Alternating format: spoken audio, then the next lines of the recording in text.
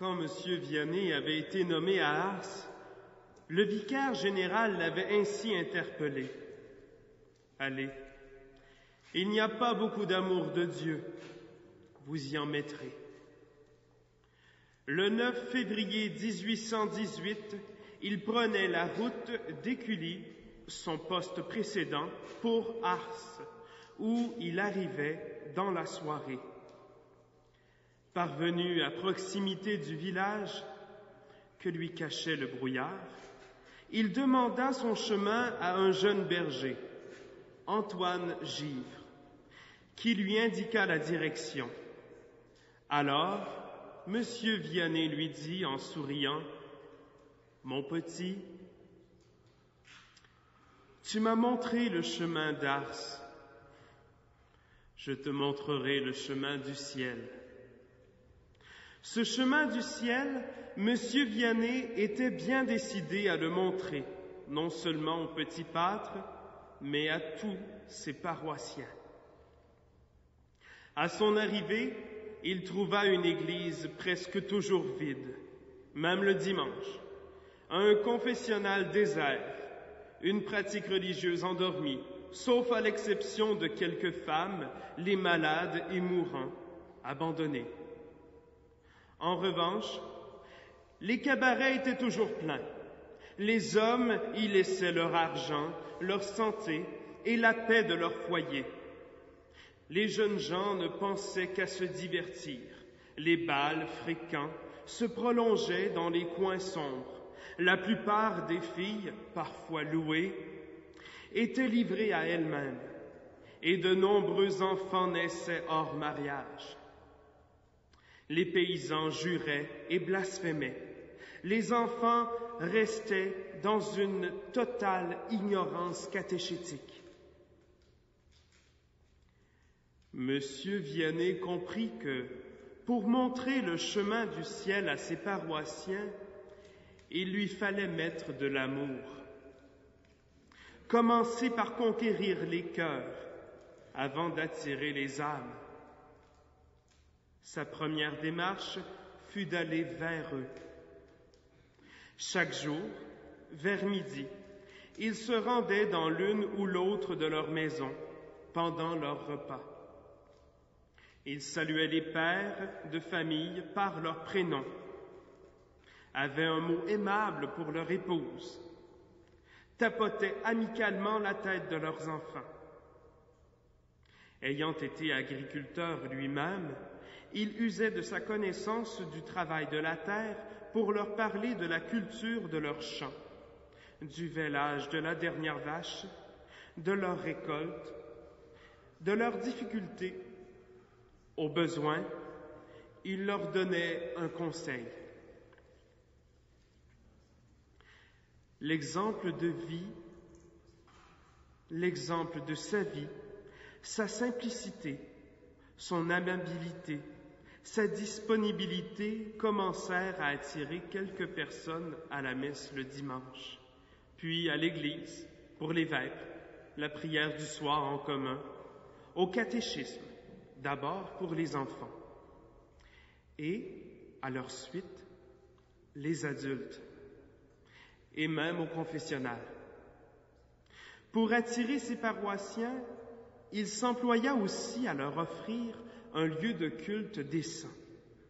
Il fit faire dans l'église des travaux d'assainissement et d'embellissement auxquels il participa et fit participer les hommes et jeunes gens.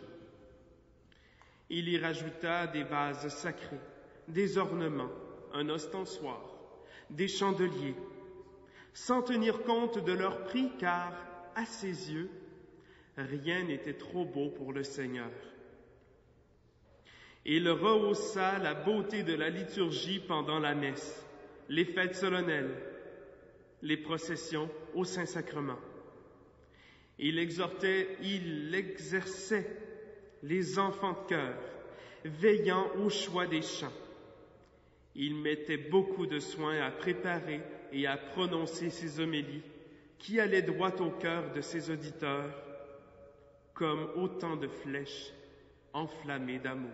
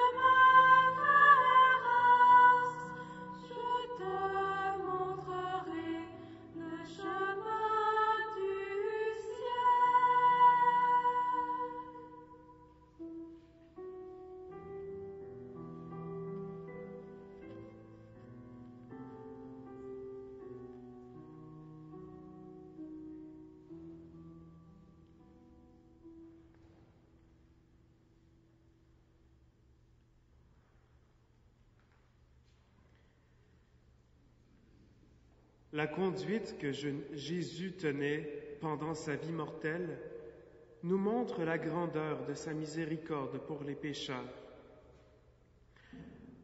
Nous voyons qu'ils viennent tous lui tenir compagnie. Et lui, bien loin de les rebuter, ou du moins de s'éloigner d'eux, au contraire, il prend tous les moyens possibles pour se retrouver parmi eux, afin de les attirer à son Père. Il va les chercher par les remords de conscience. Il les ramène par sa grâce et les gagne par ses manières amoureuses. Il les traite avec autant de bonté qu'il prend même leur défense contre les scribes et les pharisiens qui veulent les blâmer et qui semblent ne pas vouloir les souffrir auprès de Jésus. Il va encore plus loin. Il veut se justifier de la conduite qu'il tient à leur égard par une parabole qu'il leur dépeint, comme l'on ne peut pas mieux, la grandeur de son amour pour les pécheurs, en leur disant: un bon pasteur qui avait 100 brebis, en ayant perdu une, laisse toutes les autres pour courir après celle qui s'est égarée, et l'ayant retrouvée, il la met sur ses épaules pour lui éviter la peine du chemin. Puis, l'ayant rapportée à son bercail, il invite tous ses amis pour se réjouir avec lui d'avoir retrouvé la brebis qu'il croyait perdue.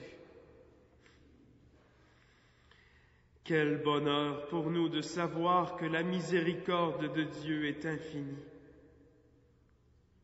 Quel violent désir ne devons-nous pas sentir naître en nous d'aller nous jeter aux pieds d'un Dieu qui nous recevra avec tant de joie. Voyez-le dans la maison de Simon le lépreux. Ce n'est pas pour y manger qu'il y va, mais il savait qu'il y viendrait une Madeleine pécheresse. Voilà ce qui le conduit dans ce festin. Considérez la joie qu'il montre sur son visage en voyant Madeleine à ses pieds, qui les arrose de ses larmes et qui les essuie de ses cheveux pendant tout le temps du repas. Mais le Sauveur, de son côté, la paie bien de retour. Il vide à pleine main sa grâce dans son cœur.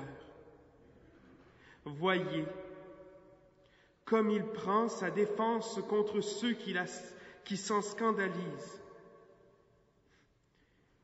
Il va si loin que, non content de lui pardonner tous ses péchés, en chassant les 7 démons qu'elle avait dans son cœur, Il veut encore la choisir pour une de ses épouses. Il veut qu'elle l'accompagne dans tout le cours de sa passion et que dans le monde où cet évangile sera prêché, l'on raconte ce qu'elle vient de faire à son égard. Il ne veut pas parler de ses péchés parce qu'ils sont déjà tous pardonnés. D'après tout ce que nous voyons que Jésus a fait pour nous sauver, comment pourrions-nous désespérer de sa miséricorde, puisque son plus grand plaisir est de nous pardonner, de sorte que, quelque multipliés que soient nos péchés, si nous voulons les quitter et nous en repentir, nous sommes sûrs de notre pardon. Que nos fautes égaleraient les feuilles des forêts, nous serons pardonnés si notre cœur est vraiment contrit.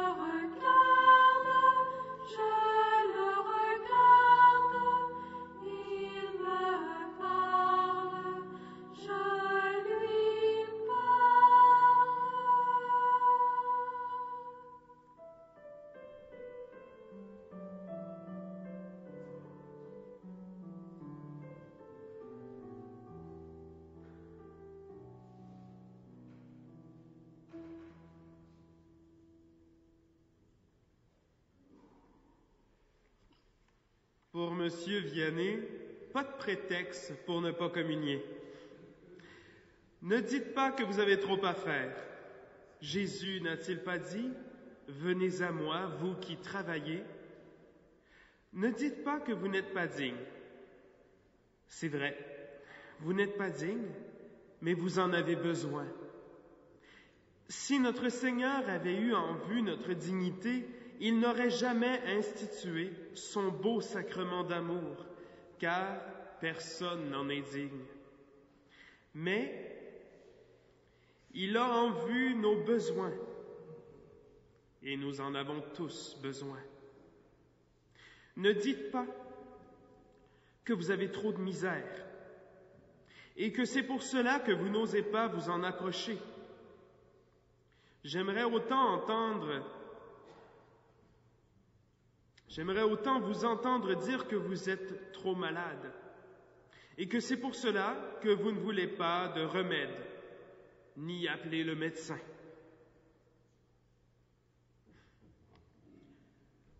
Le curé d'Ars demanda à un paysan qui chaque soir, en rentrant de travailler au champ, posait ses outils contre le mur de l'église pour venir passer un long moment devant le tabernacle.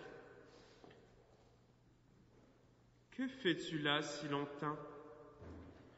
Que dis-tu à notre Seigneur? » L'homme lui répondit, « Monsieur le curé, je ne lui dis rien. Je l'avise et il m'avise. » Monsieur Vianney commente à ses paroissiens. Il regardait le bon Dieu et le bon Dieu le regardait. Voilà tout, mes enfants. Que c'est beau. Que c'est beau. Ah, mes enfants, tremblons de ne pas bien entendre la parole de Dieu, d'être du nombre de ceux qui l'écoutent, mais qui n'en profitent pas. Et de citer saint Augustin, je crains plus les grâces méprisées que les péchés commis. afin de faciliter la compréhension de ses paroissiens. M. Vianney illustrait ses sermons d'anecdotes tirées de la vie des saints ou du quotidien, des comparaisons frappantes. Ainsi, concernant les commandements de Dieu, il disait « Ce sont les enseignes qu'il nous donne pour suivre la route du ciel, comme les écriteaux qu'on pose à l'entrée des rues et au commencement des chemins pour en indiquer le nom. » La grâce de Dieu nous aide à marcher et nous soutient. Elle nous est nécessaire comme les béquilles de ceux qui ont mal aux jambes. Quand j'en vois qui charrient le dimanche, je pense qu'ils charrient leur âme en enfer. Je connais 2 moyens de bien devenir, de bien sûr devenir pauvre. C'est de travailler le dimanche et de prendre le bien d'autrui. Si nous assistons à la messe avec une foi vive, nous sortirons aussi chargés de biens du ciel que les abeilles après avoir trouvé des fleurs plus qu'ils n'en voulaient.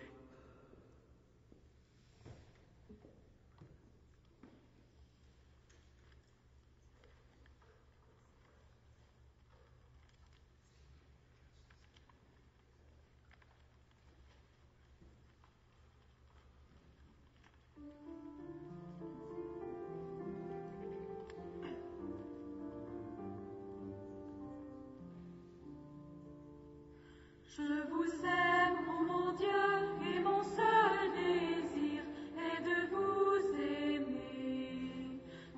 aimer jusqu'au dernier soupir de ma vie, jusqu'au dernier soupir de ma vie. Aimer Dieu, quoi de plus merveilleux qu'il est grand de connaître et de servir Dieu.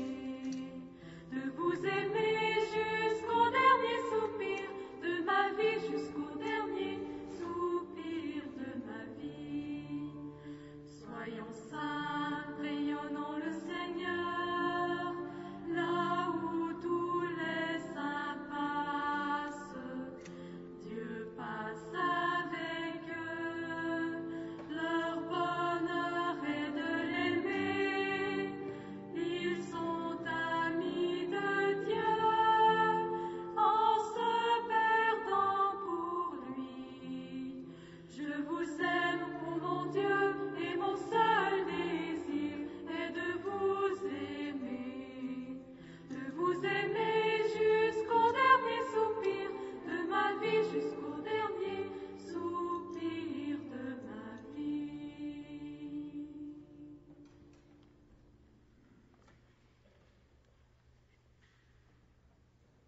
Quels furent les effets du ministère de M. Vianney? Il a ramené la justice et la paix sociale et moralisé les mœurs. Il a rappelé aux maîtres et aux domestiques leurs devoirs réciproques. Il a exhorté les riches à faire aumône aux pauvres. Il a ouvert des écoles pour l'instruction des jeunes et leur enseignement religieux, avec priorité pour les plus démunis. Il a encouragé la prière personnelle et favorisé la prière publique. Il a proclamé la parole, redonné l'attrait des sacrements, embelli son Église, rehaussé la liturgie. Il a toujours été à l'écoute, acceptant les différences dans la mesure où elles n'avaient pas d'incidence sur la foi. Humble et détaché de lui-même et du monde, il a toujours été un modèle vivant de vie évangélique. Qu'attendons-nous de nos prêtres aujourd'hui, chrétiens du XXIe siècle? Tout ce qu'a apporté leur saint patron à ses contemporains, avec ou sans don exceptionnel, qu'il marche sur ses pas pour nous enseigner la vérité, nous donner la vie et nous montrer le chemin vers le ciel.